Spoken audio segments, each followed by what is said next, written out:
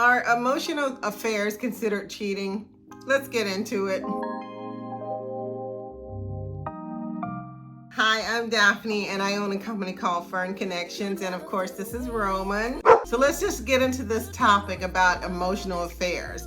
Recently I did a feature in Good Housekeeping, and this was the topic. The topic was about, are emotional affairs, more serious than physical affairs? Are they equal? Do they not count because they're just emotional affairs, right? And so I have a lot to say about this topic. And if you don't really know that much about it, you could probably Google and find out a whole bunch of stuff about emotional affairs, right? And I think everybody sees them differently. I don't know if, hetero people see emotional affairs the same way, especially hetero men.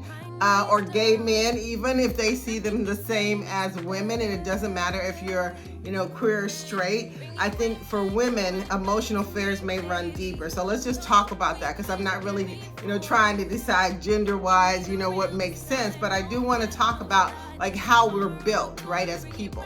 And so for me, emotional affairs are cheating. If you start sharing, personal, private information, if you start having conversations with someone that you consider a friend, or maybe even more than a friend, someone that you like or that you could consider, maybe, having an emotional affair with, right? And it seems innocent in the beginning, but then it turns into you sharing, private information, you sharing intimate moments with this person, intimate conversations. You say for instance, talking about your partner, your primary partner with this person versus talking to your actual partner, right? And so to me, that's where the lines get drawn. They're kind of gray anyways, because you're like, is this my friend? This is just my friend. So we talk about a lot of things. But sometimes, things kind of dip into a more intimate conversation where you really are talking about, stuff that you should be talking about with your primary partner, right? Things that you should, that shouldn't be told to other people sometimes, and only you know what that is for you. But for me, it's like, there is a line that's crossed, right? Say for instance, you start, texting this person every time you turn around, or you start hiding your conversations, and you spend less time talking to your primary partner because you have this other person that you're confiding in, that you're sharing information with, right? Like you're laughing, you're joking, you're, being a little flirty with this person, right? All of this stuff seems harmless until one day maybe you meet up, right? Or maybe you share photos, or maybe you share very intimate conversations. These conversations where they seem joking, but they're more sexual and a little bit intense, right? Things start to escalate and then you want to meet each other, right? I just think that you have to be very careful when you're in a partnership and you're trying to be friends with other people, right? I'm cool with being friends with other people, and I don't think that we as couples should be blocking people having friendships, right? There's nothing wrong with having friendships, but there needs to be a fine line, right? That says that this friend of mine is not dipping too deep into, my personal life with my partner, the intimate things that I should be sharing with them versus sharing with a friend. And it doesn't matter who this friend is, honey, because you just want to make sure, right? Because a lot of times people can't tell, when they've crossed the line. You may have a little bit of a feeling like, okay, should I have said that? Should I have done that, right? Are they flirting with me? You know what I'm saying? You may have some of that, but you're not really sure until maybe it's gone a little bit too far. But let me just say that this friend of yours, if you can't have a conversation with them when your partner is around, right? And if you're texting them more than you're texting your person, then they're probably, it's probably too much. Let me just put it that way, right? So let me just say this. Do I believe that emotional affairs are cheating? Yes.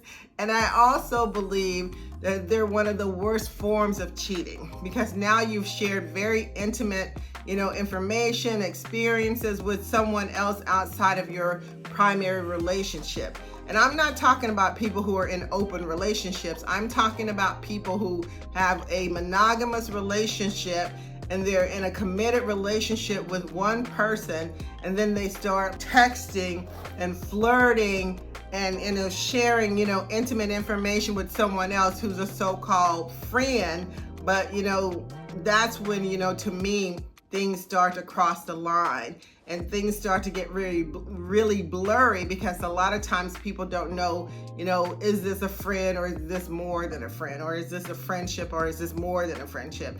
And to me, if you have to question, let me just say it again, if you have to question, is this gone too far? It probably has, right? Is this too much? Should I have not said that? Then you probably shouldn't have said that. You probably shouldn't have done that. And even though it may be innocent for you, it may not be innocent for the other person, right? Let me just go ahead and recap really quickly, because everybody has their own opinion.